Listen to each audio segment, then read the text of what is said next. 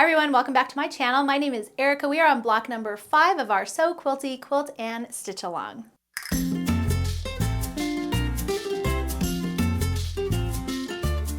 So I'm sure you've seen all the other videos, but if you haven't and you don't know what's happening right now, we are doing a sew along and stitch along for my Sew Quilty pattern. It's so much fun, and you can find all the information in the launch video, so I will direct you back to that. I'll link it somewhere right here, and it has all the schedules and supplies and where you can get the patterns and all of that there, so make sure to head back and check that out.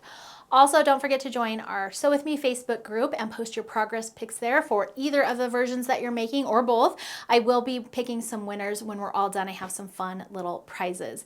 But let's go ahead and dive right into today's block. This might be one of my favorites. This is our scissor block. So this block, again, has some small pieces, nothing too major, but here it is. Look at our scissors. These are so cute. You could actually put them either direction you want in the quilt. It doesn't matter.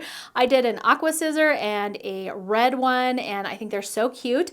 I have 2 tones of tan for my scissors. I thought that would be kind of cute and just make it look like, you know, there's actually 2 pieces there. There are some tricks to putting this block together, so make sure you follow the images in the pattern so that you have your scissors turned one way and then the opposite way. So it's a little bit put together a little bit different. So just follow all the pictures in the pattern. There's step-by-step instructions so that you get everything going the right way.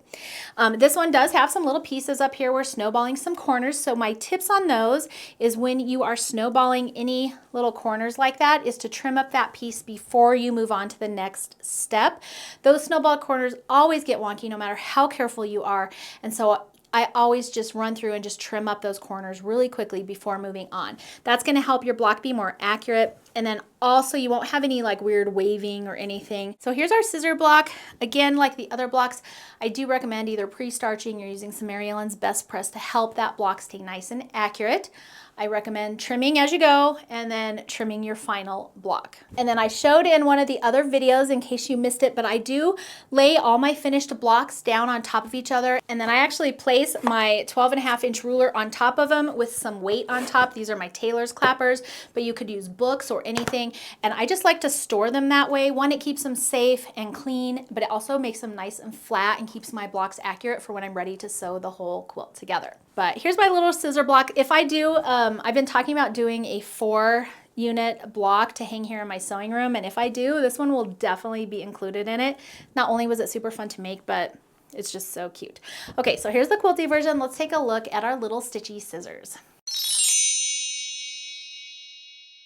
All right, so here is my Stitchy scissors. Look how cute they are. Now I did, again, matching to my quilt, but you could do them any color that you wanted. And I think having this stitch on a white background really makes these little pieces pop, but that's really it. It's super easy and fast. This block should take you no time at all. I did mine in an evening while I was watching some TV. So that's gonna be it for block number 7, our scissor block. I hope you're enjoying our sew along. Don't forget to post your progress pics for either the Stitchy or Quilty in our Sew With Me group on Facebook.